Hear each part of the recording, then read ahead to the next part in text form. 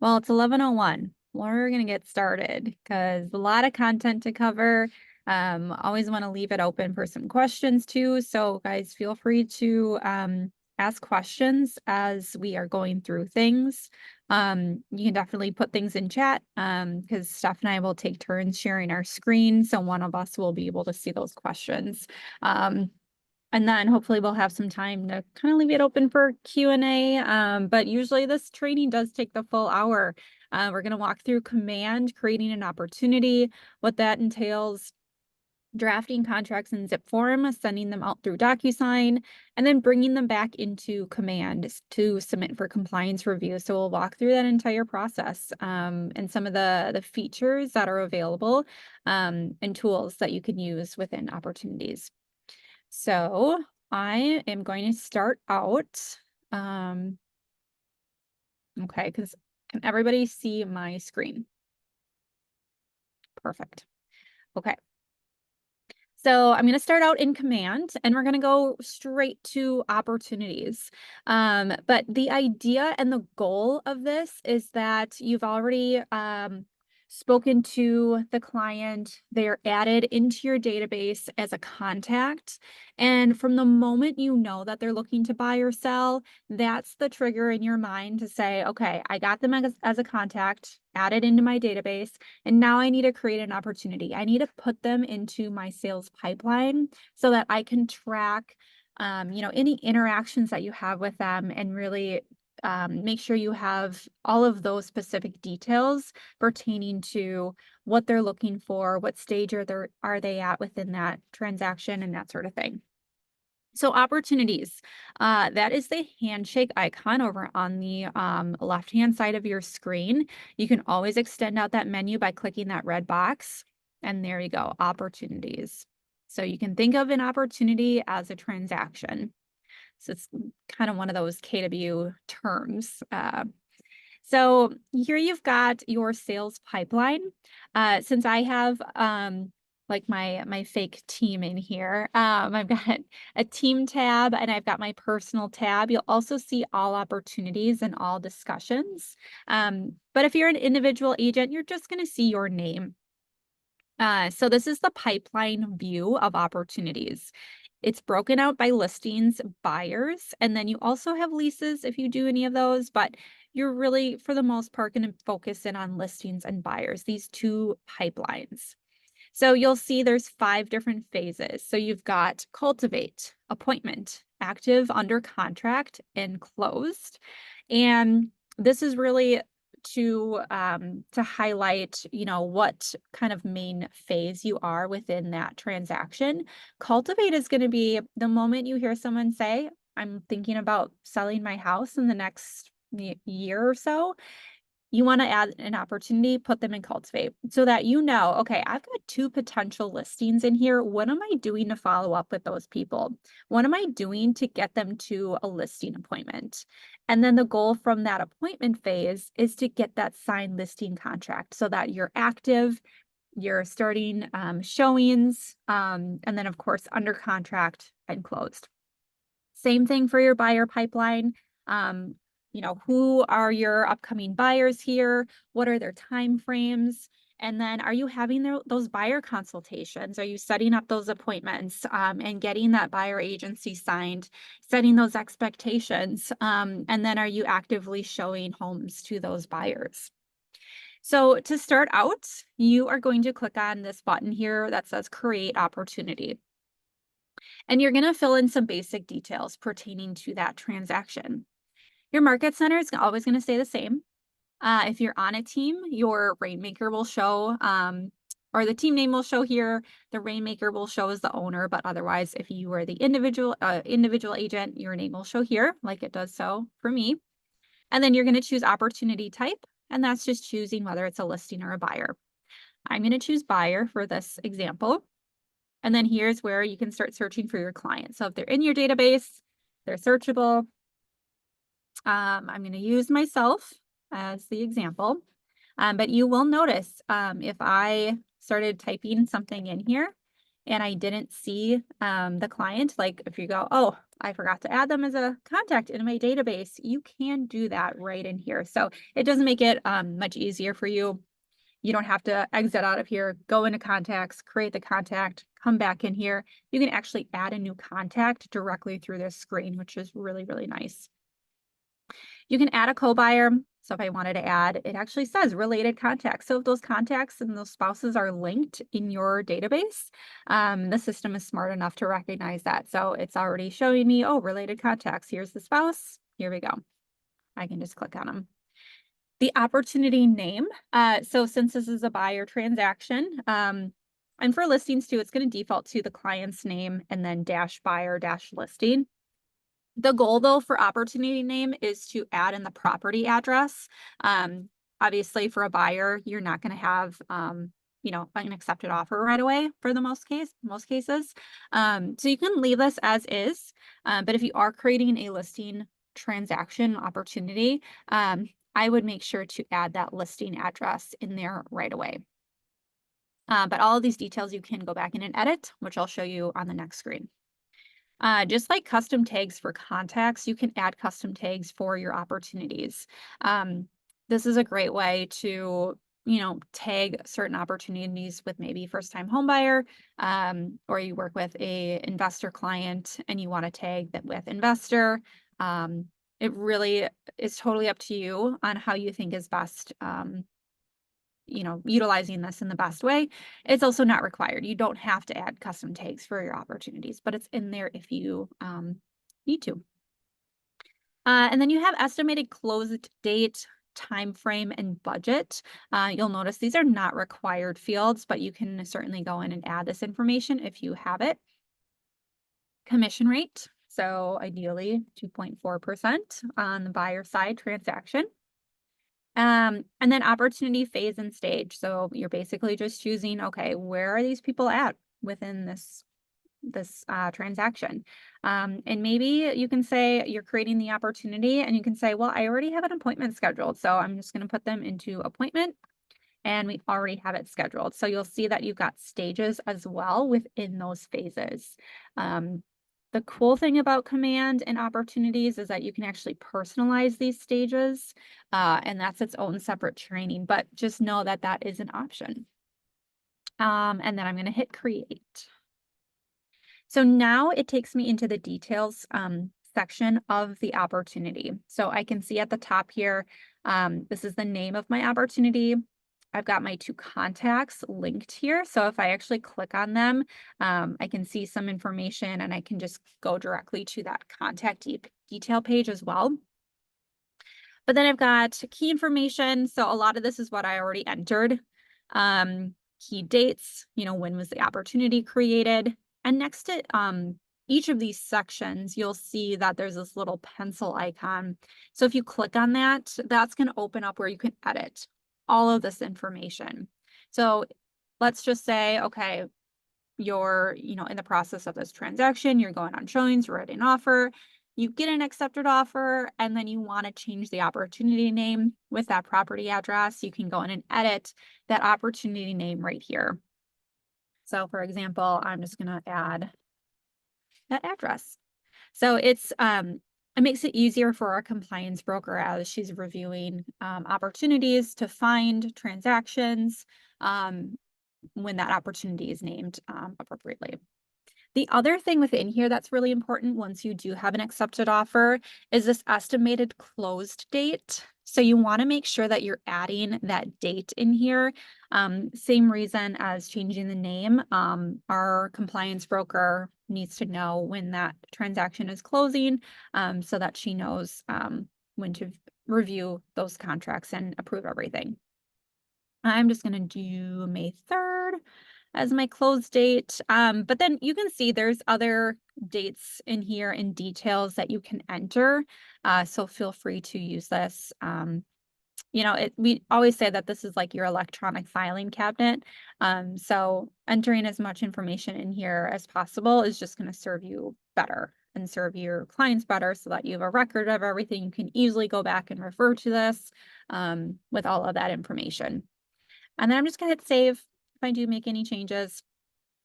I also recommend adding the property in here. So if you click again, that little pencil icon, I can go in here and and you'll see that it's actually Google like searching. So I don't have to type in the full address. It just automatically appears in here, which is really nice. And then I can just hit save. And there we go. There's the property. And it just feeds to some other places within the transaction or the opportunity as you're working through it. Don't worry about this integration here. That's just a separate third party.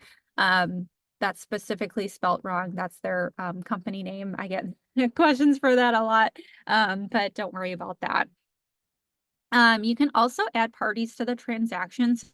So if you want to add vendors in here and kind of keep them all together, you also have that option right in here. So if you want to add, the home warranty company, the inspector, mortgage company, title, you can add all of that in, which is really nice.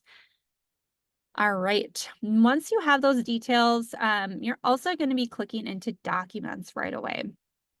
And so when you click on documents, you'll notice that it says to start work with an opportunity, you'll first select a checklist type. And so what you'll do is over here on the left-hand side, there's a drop-down for pick checklist type. So you're just going to click on that and you're going to choose whether it's a residential buyer, condo buyer, or vacant land buyer. You can also add outgoing referrals in here as well. So if you do have a referral, you needed to submit those documents, you'll just create the opportunity and you'll choose outgoing referral. But in this case, I'm going to choose residential buyer. And you'll notice that once I do that, now I've got all of the file placeholders that have populated in here. And there's also 3 different folders here. So again, this is a buyer transaction. So this first one is consultation. This is going to include the buyer agency and then those 2 KW disclosures. And then if I click on under contract, that's where I'm going to see everything else. So the offer to purchase, the other addendums, inspection reports, the record, earnest money receipt, all of those things. And then this is also where you'll drag and drop your files or you'll browse your computer to find those files. The closed folder right over here. So this is actually something that we take care of as a market center.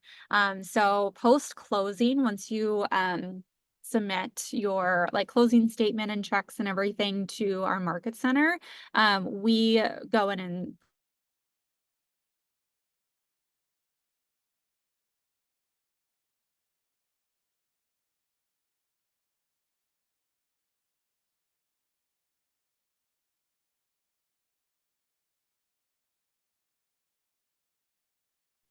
Lindsey, you froze. I don't know if you can hear me.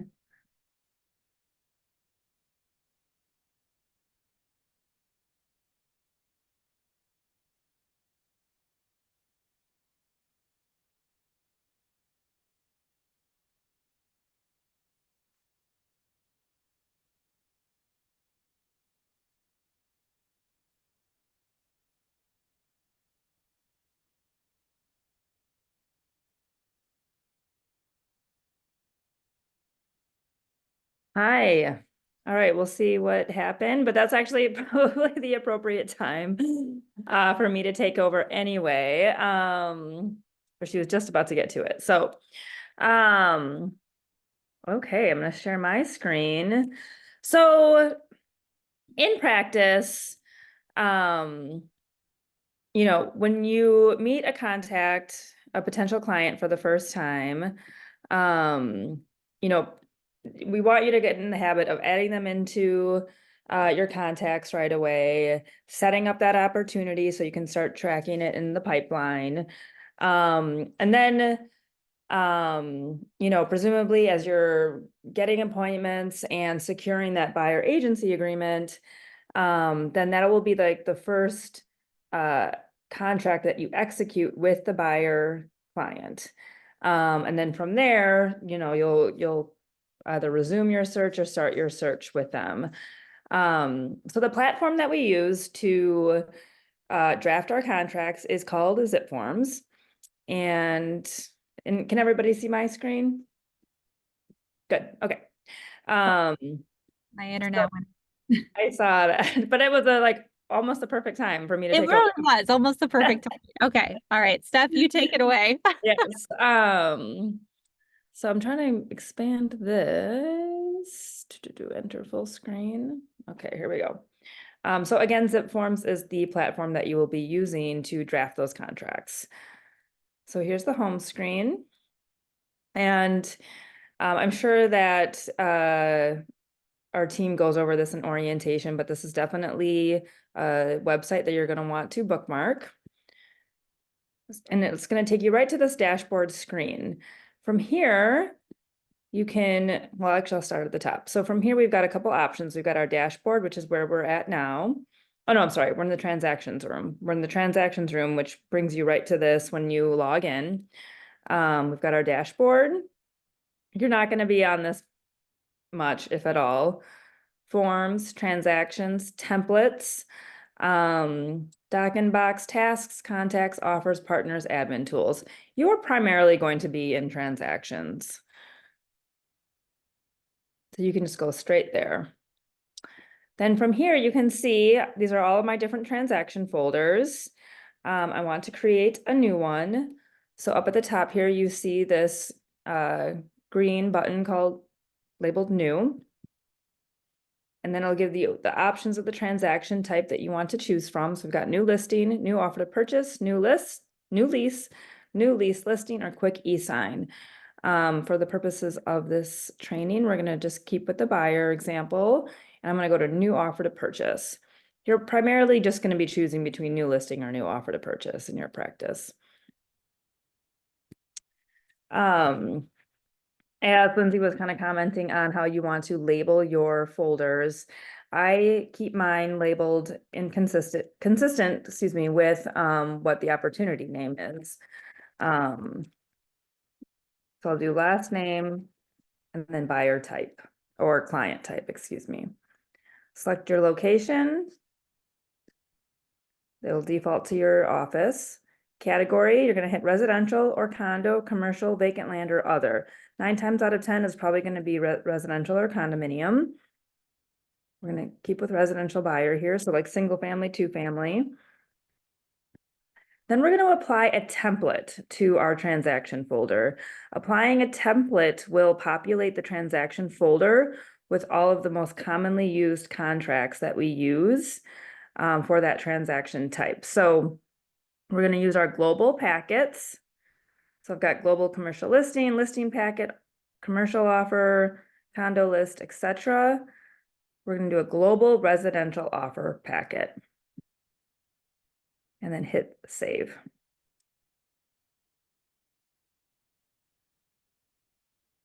All right, now it will bring you right into the folder.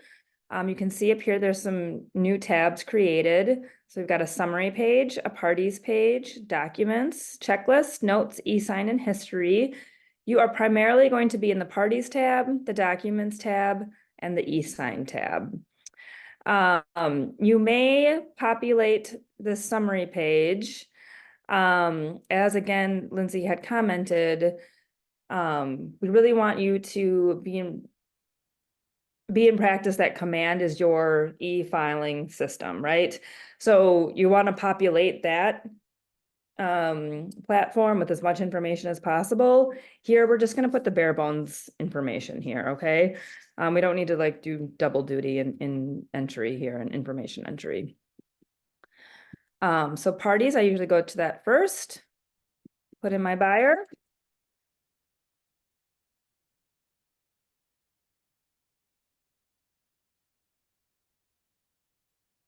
So just need name and email for bare minimum information. I'm going to add myself as the selling agent because I'm her buyer's agent.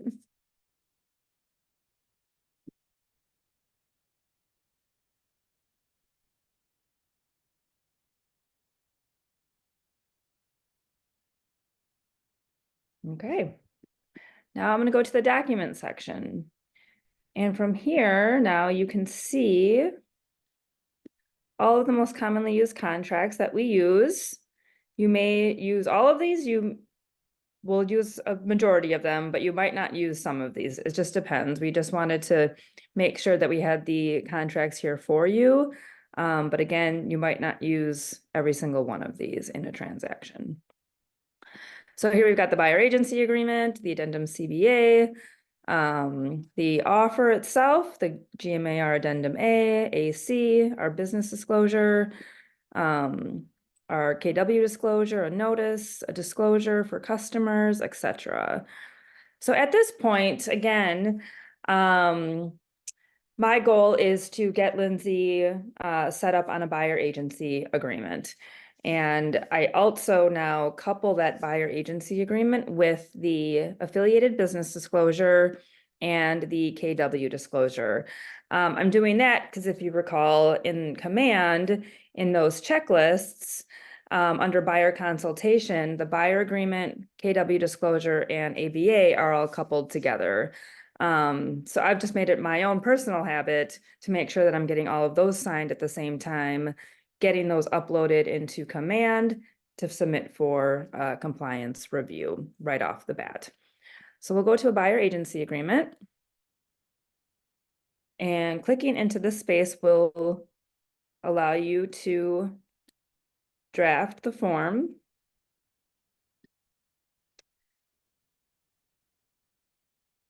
Where you see these blue shaded boxes, those are areas that you can type into.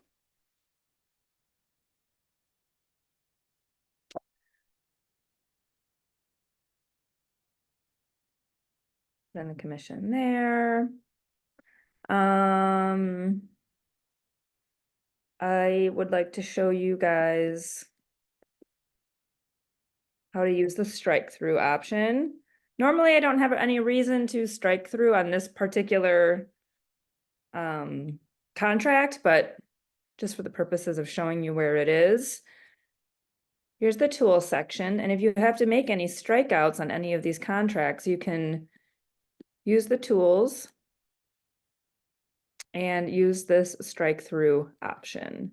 So if you click on tools, click on strike through, it'll kind of give you this little pencil, and we can strike out verbiage that we might need to.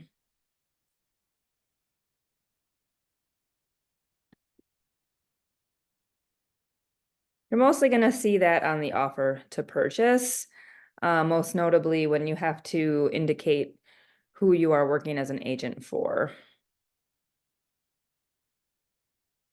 There are other tools that I will show you that I like to use in the Docusign stage of drafting these contracts. So I'll show you that in a minute. But all right, so I'm filling out this contract. The next thing of note, wherever you need to put in a date, it'll automatically bring up a calendar link for you. Got to put in the term of our contract with Lindsey. So we'll say it's now through the end of the year. Here's a good example. The firm and the buyer agree that this agreement shall or shall not end when the buyer acquires an interest in property. I'm going to say Lindsey's an investor. We want to keep this going even after she purchases her next property, because presumably she's going to buy another one with me. And I want that to keep in place even after that first one closes. Okay, Lindsey's name here has auto-populated because I have put her in the party stage. And then my name has also auto-populated under agent signature because I indicated that I was the selling agent and broker. Now I'm up here, I'm gonna hit save. Save successful. And I'm gonna exit out of here. When you are moving through Zipforms and you need to go back to a screen, always use their back button and not the browser back button. It will exit you out of the website altogether. So always use their back buttons. Okay, we got the buyer agency agreement done. Now I'm going to move on to the affiliated business disclosure. It's my preference to just start a new workspace. You can hit open my previous workspace and you can stack the previous contract that you were working on along with the new one that you're about to fill out. So it would stack the buyer agency agreement along with this ABA. I like to just start a new workspace and grab them and put them together at a later point. Play around with it, see what you prefer. It's all user preference. Okay, Lindsay up here is already, again, auto-populated because I put her in the parties section. Property, I don't know what she's buying yet because we just met and now we're just securing our agreement relationship with one another. And later on, I will be able to find out, what property she's going to be purchasing, of course. Just a quick kind of contract comment here. Under buyer agency and buyer clients, when you're filling out the ABA, you can just leave this as TBA for property. You don't have to go back and fill it in once you do have an accepted offer. 9 times out of 10, you're going to be writing multiple offers with your buyer clients. So that's why you don't need to fill it in. Okay. Moving down, I think that's it. And then I'll add her signature later on. Hit save.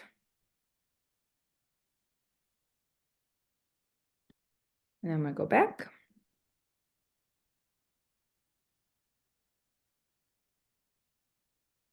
The next document that I want to fill out is our KW disclosure. Start a new workspace.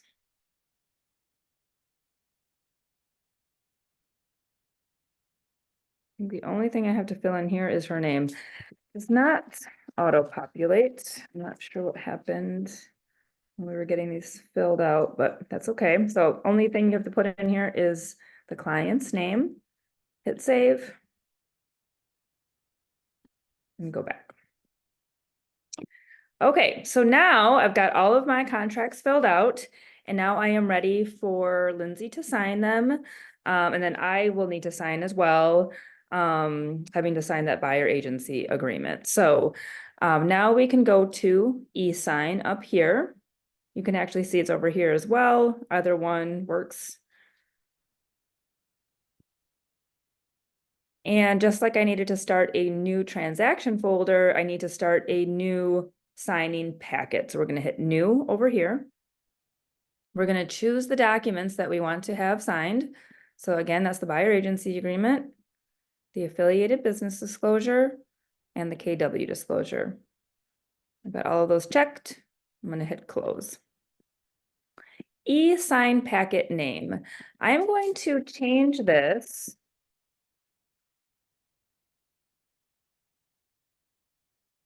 to read, to reflect what exactly I'm having signed.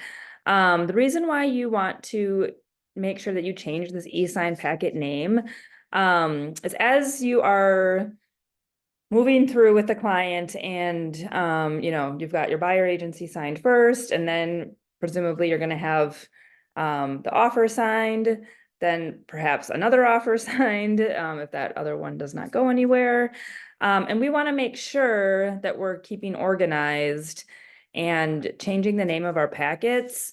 Because if you left them at the default name, they're just going to start building up as like e-sign packet 1, e-sign packet 2, and you could be doing a lot of digging for documents that would save you a lot of time if you change the name of the packet name.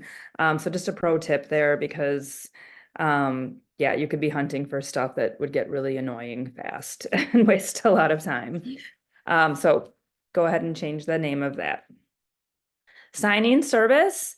It should default to Docusign for everybody by the time you go to use this. I think, again, that's another thing that Lindsay and Kathleen are setting up for you in the orientation process. But if not, there is a drop-down box. And digital ink is now retired, which I had no idea that was the case. So it might just only default to Docusign at this point. I don't know if you have any comments on that, Lindsay. I don't. That is the first time I am seeing that. Okay, well, that's good. But it doesn't matter because yeah, Steph is correct. During orientation, this is one of the steps that we do is completing or connecting Docusign so that it's the default signing service in your Zipform account. Yeah, and this is our preferred signing service, so. Okay, another thing I want to point out here is this is put in the order that you check mark them in that prior screen. If you need to change the order of these for any reason, you can do so by clicking this kind of like little grayed out plus sign over here.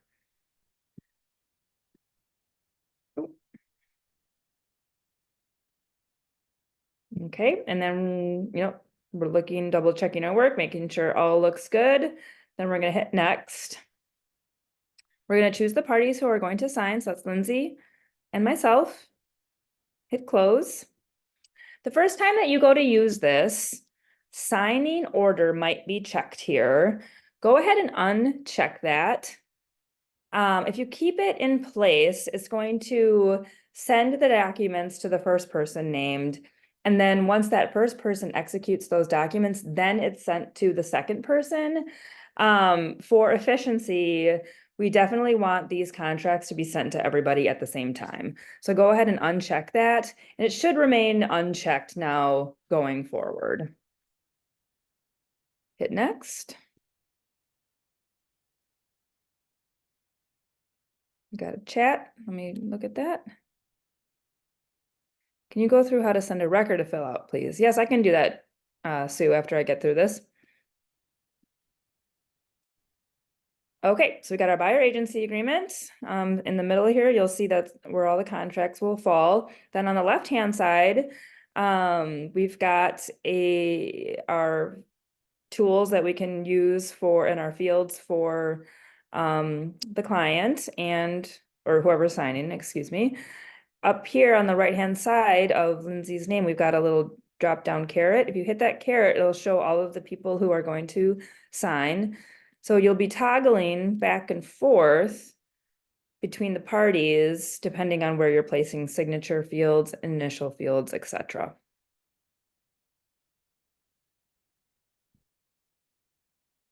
So now, kind of going through, well, let me backtrack. The ones that you're going to use most often here are signature fields, initial fields, date signed, name might be one, and text boxes. And a checkbox too, which I'm going to show you that field as well. If you ever get to this point and you have forgotten to strike something out at the earlier stages, you can go to this little pencil icon, and it'll bring you to a line, and you can strike out here as well. And I'm going to go back to my standard fields. I'll scroll down. And you're going to see that Lindsay's signature field is going to be automatically placed.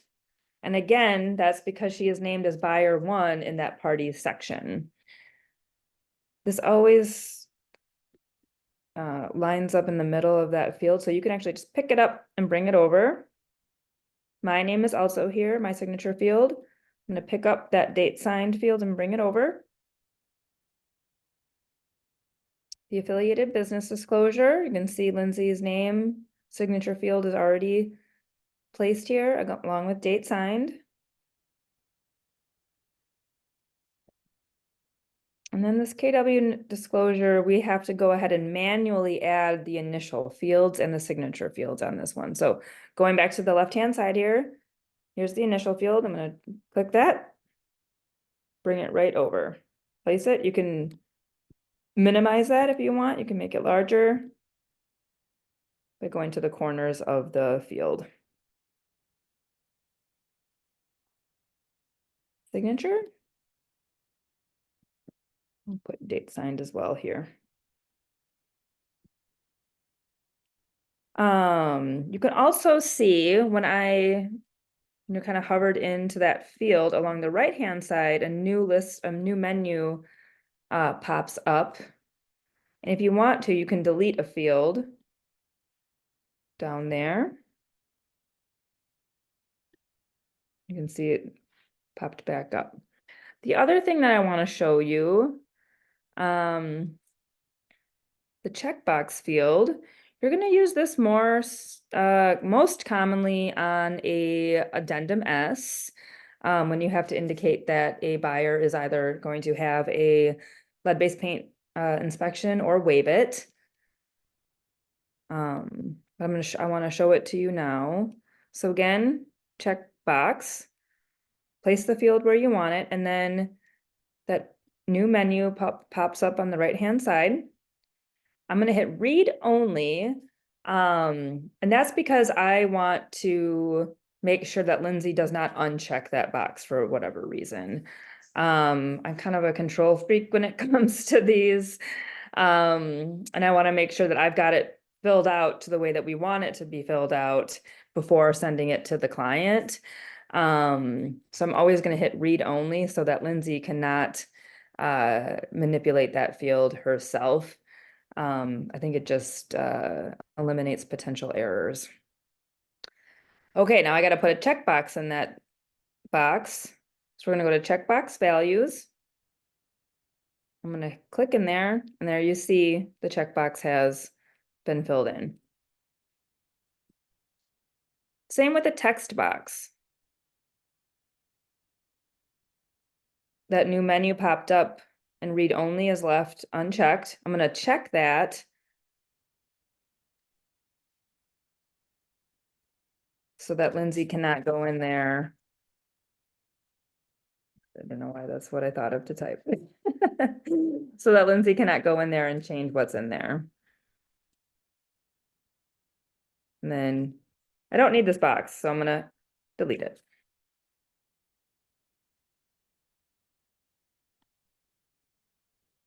Okay. All right, so I usually am going through it one more time to make sure I've got everything.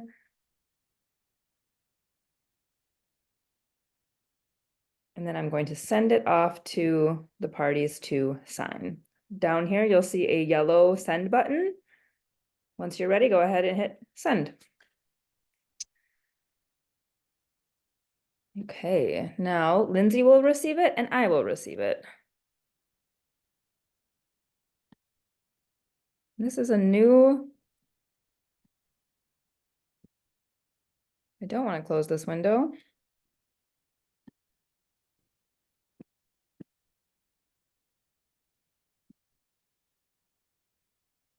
Exit full screen. That's what I want to do.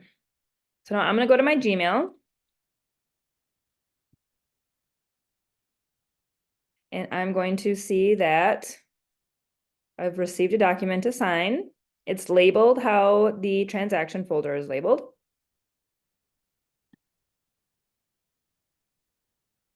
I'm going to open this up, and this is how it looks to Lindsey as well. I hit review documents. It's going to have me agree to electronic records and signatures. A lot of transitioning agents ask me about electronic consent forms to get signed. We actually don't have a separate electronic consent form because it's built into our platform. I'm going to hit continue. I'm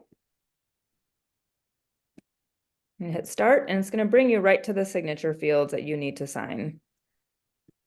Select style. It defaults to a style. You can go ahead and leave it like that. Hit adopt and sign. And then if I had more to sign, it would bring me through it. You still do have an opportunity, the client still has an opportunity to read through contracts here if they want to before they hit finish.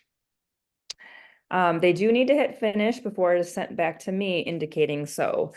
And this is where I want to comment that 9 times out of 10, if you have to troubleshoot an issue with signing, it's usually that the client has not hit that final finish button. So just make sure you're asking that first thing. If they come to you and say, hey, I signed it, and you don't see that it has come through, 9 times out of 10, they just have not hit that finish button. So And now I'm gonna Steph, go back. oh, sorry, we just have a question in the Oh, chat. So Sue asked if her transaction coordinator will be able to see the signed documents in her Docusign account. I don't believe so. I think they're just going to be housed within Zipform. So if you log in directly to docusign.com, it's only for transactions or rooms that you've created within that Docusign account. Unless Steph, you've seen otherwise, but no, I think I have seen otherwise. So if Oh, you okay. do need to, because I've had to, yes, I've had I to think double you check. can link transactions from Zipform into Docusign, but I don't think it does it automatically. I think you have to go in and then just actually link them. I'm gonna,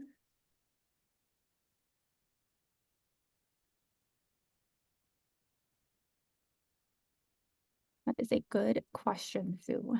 yeah.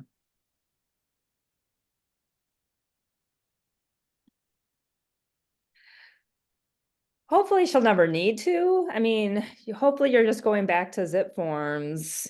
It's very rare that I ever have to go into the Docusign website.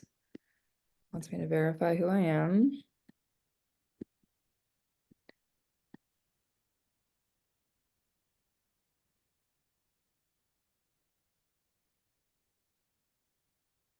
Skip for now.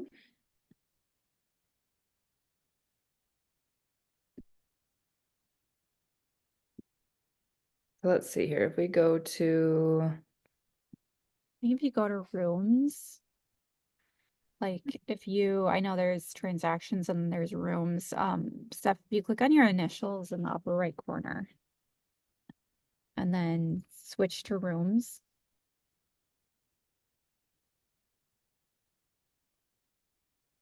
I've never seen that.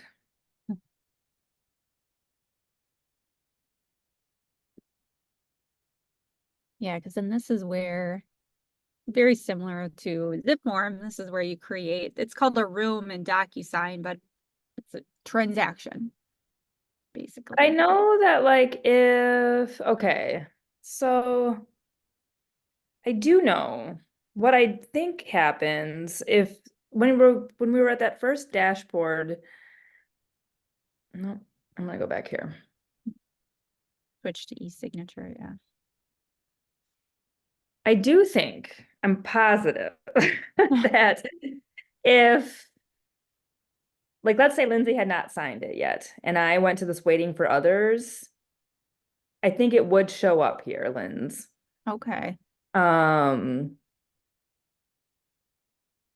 and maybe that's, so like maybe when we're waiting for something, that's the only time it'll show. We can maybe test that later. Because I've had to go back and manipulate things before people have completed signing it. I've only really been successful doing that in DocuSign. Yeah, So but I also know, back in the day, we actually did train on linking Zipform within DocuSign to then be able yeah, to pull documents in directly from DocuSign to Command for the opportunity. sure. Um, we just haven't really done that a whole lot just because of feeling like the drafting capabilities have been better in Zipform, hence why we've been training on Zipform. But so I think that's still an option. Which we don't encourage. We should say that right away. Yeah, it's a lot of moving parts. Yeah. Hence why we've decided to train it on this way. Um, but okay, so we'll just get out of this. So now, Oh, back to kind of the indications that everybody has signed. So you can see here, I viewed it, Lindsay has viewed it, and then once it's completed by the both of us, now we've got the completed docs in our email. I've received it twice as the selling agent, but also as somebody who has signed, who has had to sign. So that's why I've received that email twice.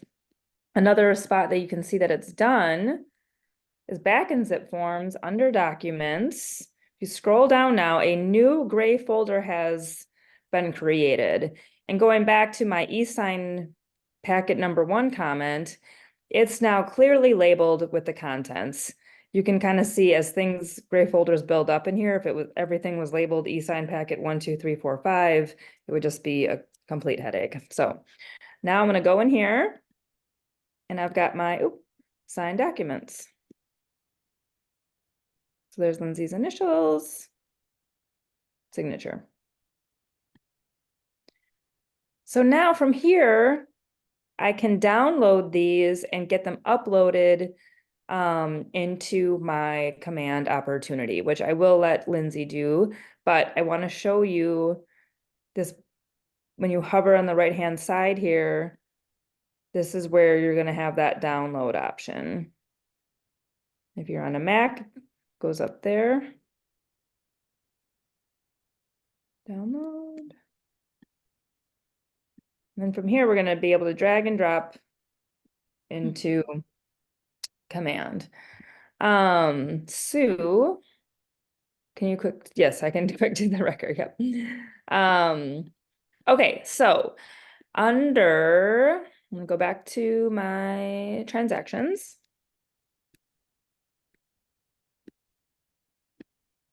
Where do I have a listing one?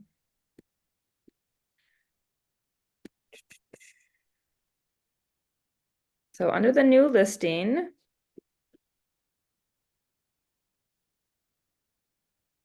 I'm gonna go a little bit quick here. I'm gonna select the global listing packet. Where are you? I think it was down, or yeah, down. Oh, here he is. Yep. Mm. So in order to send it to someone to fill it out online, you have to make sure that the person who you want to have fill it out is labeled and is assigned to seller 1.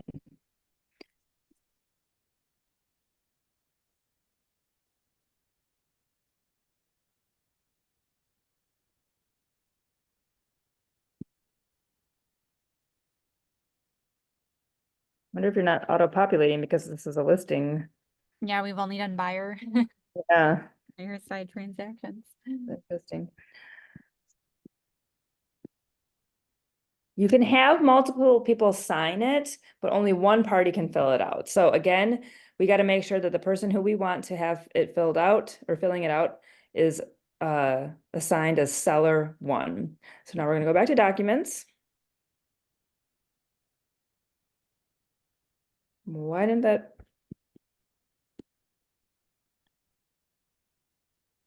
Auto-populate?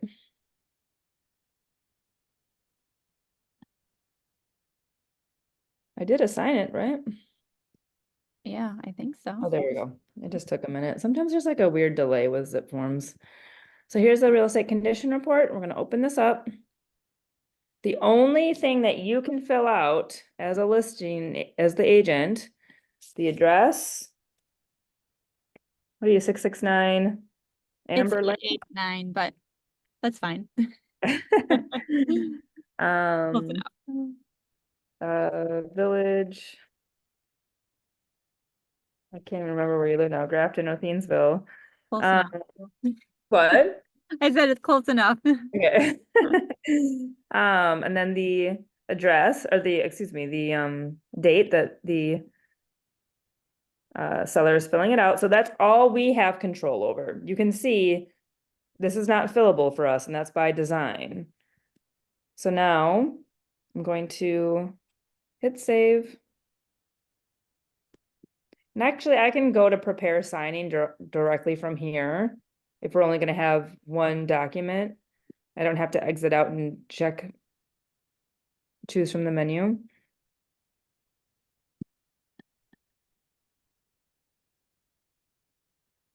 I'm gonna hit next. Lindsay is the only one signing right now.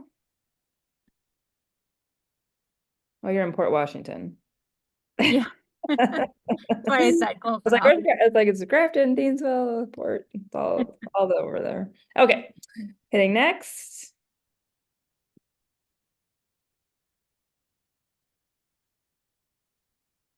And you should be able to see how Lindsay will be able to fill this out now. These all come up as fillable check marks for her.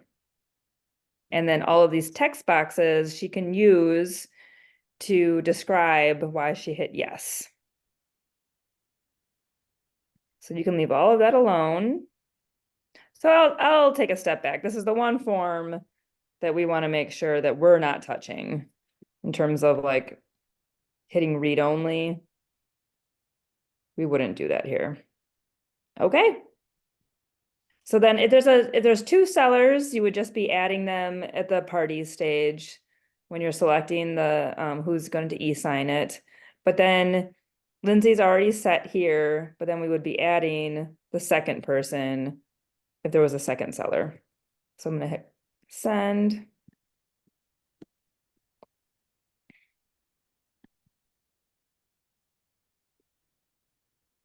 And now we can have Lindsay show what it looks like from a client perspective.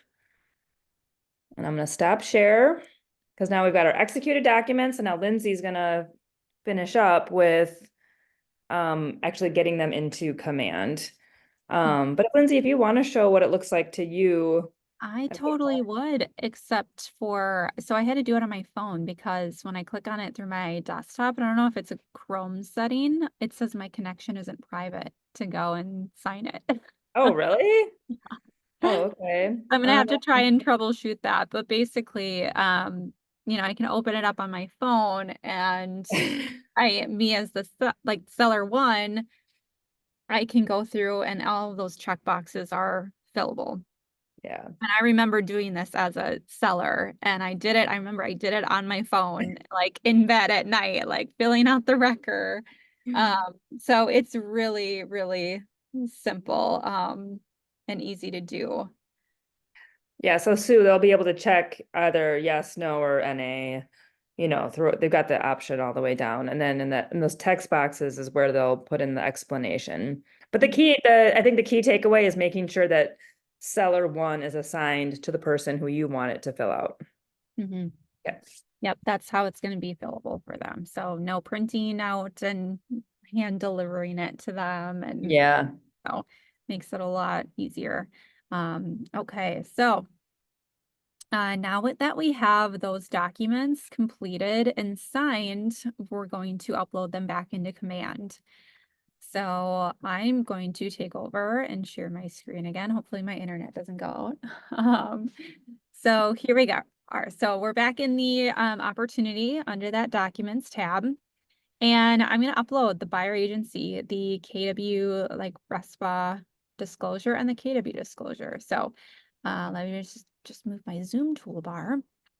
And I think the easiest way is to drag and drop your files. So if you're in Google Chrome, you have the downloads option up here, and I can just go in here. Here are my downloads. I can click and drag this right in there.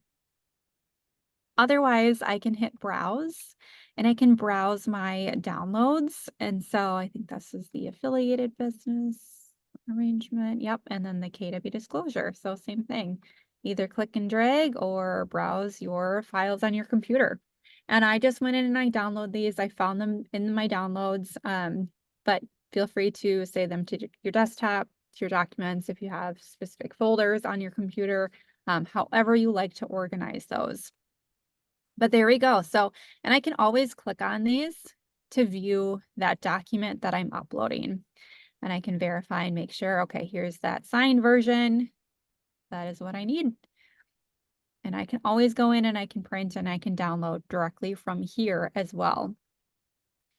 And then you'll also notice that once you upload documents in here, this button that says submit to MC, it's clickable. And that's submit to Market Center. And that is how you are going to submit your opportunities for compliance review. And actually, Lindsay, if you want to go ahead and submit it, I can always quickly delete this whole thing right after the training. Sure. There we go.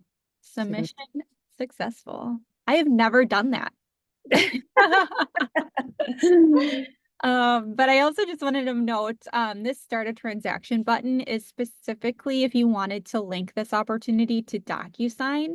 And you're more than welcome to do so. We just don't train on that process. But that's basically, you're just using Docusign to draft contracts and get signatures instead of using Zipform. But if you ever accidentally hit that, not a big deal. You're probably getting an email saying you were invited to a Docusign room. You can just ignore it. Don't worry about it. And yeah, that's all. Just wanted to note that really quick. And then can I make a comment? So you can see now along the left-hand side where you see consultation folder, it does say submitted there. Mm-hmm. And I'm going to go in and approve it so you can see what it looks like when it's approved. Mm-hmm. Yeah, and you'll see here too, we've got everything will say whether a document is required or optional. But then once things are submitted or approved or returned, these will also change as well.